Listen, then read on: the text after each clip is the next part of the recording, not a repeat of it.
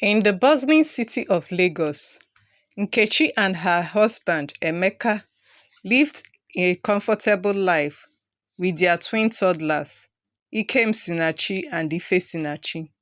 Their journey to parenthood had not been easy. After 5 years of praying, undergoing various hospital tests, and facing numerous disappointments, they finally welcomed their twins. The couple's joy knew no bounds, and they vowed to give Ikem Sinachi and Ife Sinachi the best life possible. To help manage their busy household, they hired a house help named Amara. Amara came highly recommended and quickly gained their trust with her hardworking nature and an apparent affection for the twins. She seemed to be a godsend, especially since Nkechi and Emeka had demanding jobs. Nkechi as a marketing executive and Emeka as an IT specialist. Amara diligently performed her chores, showing patience and love towards the children. Nkechi and Emeka felt relieved to have found someone they could rely on, allowing them to focus on their careers. However, beneath her cheerful demeanor, Amara harbored a secret that would soon shatter the family's sense of security. Each morning, after Nkechi and Emeka left for work, Amara would dress Ikem Sinachi and Ife Sinachi in ragged clothes, transforming them into beggars. She would take them to a busy intersection a few blocks away, where she made them sit on the sidewalk, their innocent faces smeared with dirt to elicit sympathies from passerby. Amara would then beg alongside them, exploiting their cuteness and vulnerability to collect money. Unknown to Nkechi and Emeka, this double life continued for months. Amara justified her actions by convincing herself that she was doing it to support her own struggling family in the village. The twins, too young to understand, thought of their daily outings as a strange game. Amara warned them not to tell their parents, masking her manipulation with affection and bribes of sweets and toys. Nkechi began to notice subtle changes in Ikem Sinachi and Ife Sinachi. They seemed more tired and cranky in the evenings, and their once spotless clothes occasionally had inexplicable stains. She also noticed that they had developed a sudden aversion to leaving the house, which was unlike their usual playful selves. Although Nkechi tried to brush off her concerns, a nagging feeling of unease persisted. Emeka too started observing changes. The twins were more clingy and seemed anxious whenever Amara was around. One evening, while tucking them into bed, Ifesinachi whispered, "Mommy, we don't like the game Amara makes us play." Alarm bells rang in Emeka's mind, but when he asked further, Ifesinachi fell silent, clearly scared. Nkechi and Emeka decided to keep a closer eye on Amara, subtly questioning her about the twins' daily activities. Amara, however, was careful with her answers, maintaining her facade of innocence. Despite their growing suspicion, they had no concrete evidence to confront her. One day, Ikem Sinachi fell ill seriously. Nkechi and Emeka rushed him to the hospital, where the doctor conducted several tests. After examining the results, the doctor approached the worried parents with a grave expression. Ikem Sinachi has been exposed to some environmental hazards, he explained. His symptoms suggest prolonged exposure to unsanitary conditions. Nkechi and Emeka were shocked and confused. They prided themselves on maintaining a clean and healthy environment for their children.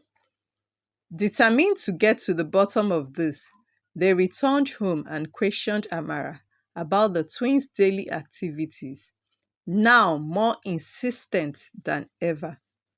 But yet, Amara denied blatantly and insisted that all was well. Determined to uncover the truth, Nkechi took a day off without informing Amara.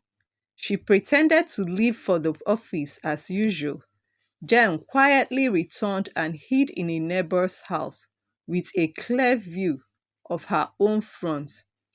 Sure enough, she saw Amara dressing the twins in tattered clothes and leading them down the street. Nkechi's heart pounded as she followed them from a distance. When she saw Amara settling the twins on the sidewalk and starting to beg, tears of anger and betrayal welled up in her eyes. She immediately called Emeka, who rushed home from work. Together, they confronted Amara on the street, catching her red handed. Amara hesitated, her usual calm demeanor faltering under their scrutiny. Finally, unable to keep up the pretense, she broke down and confessed to have been taking the twins out to beg every day. Please, sir, ma'am, I didn't mean to hurt the children. I needed extra money for my sick mother, who is living on drugs, and to help train my younger ones, as I am the eldest of my siblings, she pleaded through her tears. Nkechi and Emeka were stunned to, into silence. They had no idea about Amara's struggles, but her actions were inexcusable. While her explanation added a layer of complexity to their anger, they couldn't overlook the danger she had put their children in. You should have come to us, Emeka said, his voice firm but not unkind. We could have found a way to help, but what you did was wrong, and we can't trust you anymore. Though deeply hurt, Nkechi and Emeka's kind heart couldn't ignore Amara's plight. They decided to discharge her from her duties, but gave her a generous sum of money to help with her sick mother and support her younger siblings. This is for your family, Nkechi said, handing over the envelope. But please, never resort to such deceit again. Be honest and seek to help when you need it. Amara nodded, tears streaming down her face as she took the money. She thanked them profusely and left, carrying the weight of her actions and the hope for a better path forward. The discovery of Amara's deceit left Nkechi and Emeka devastated.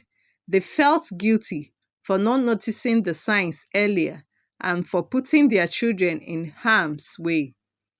Ikem Sinachi and Ife Sinachi were confused and frightened by the sudden change in their routine, needing extra comfort and reassurance from their parents. Nkechi and Emeka sought the help of a child psychologist to ensure their twins were not traumatized by their experience. They also took time off work to be with their children, reestablishing a sense of normalcy and security in their home. Slowly but surely, Ikem Sinachi and Ife Sinachi began to regain their cheerful disposition. Realizing the importance of finding trustworthy childcare, Nkechi and Emeka decided to enroll the twins in a reputable daycare center. They also tightened their hiring process for household help, conducting thorough background checks and seeking multiple references. The ordeal, though painful, brought Nkechi and Emeka closer to their children and to each other. They became more involved in Nke Sinachi and Ife Sinachi's daily lives, making family time a priority despite their busy schedules.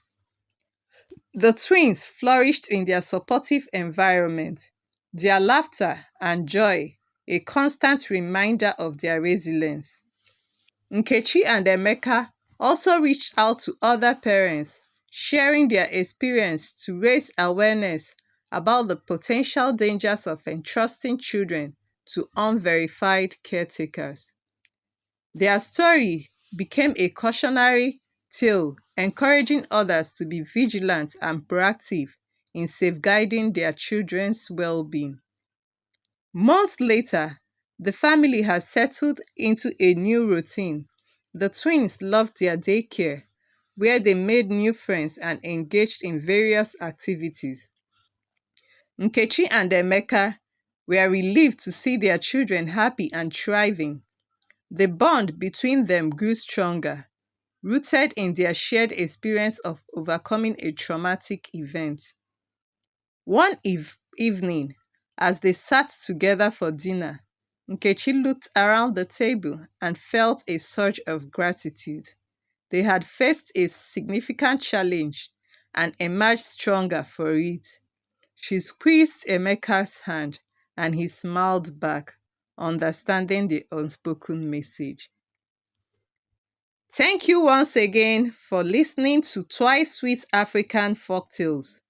Please don't hesitate to subscribe and hit the notification button for more stories. Bye.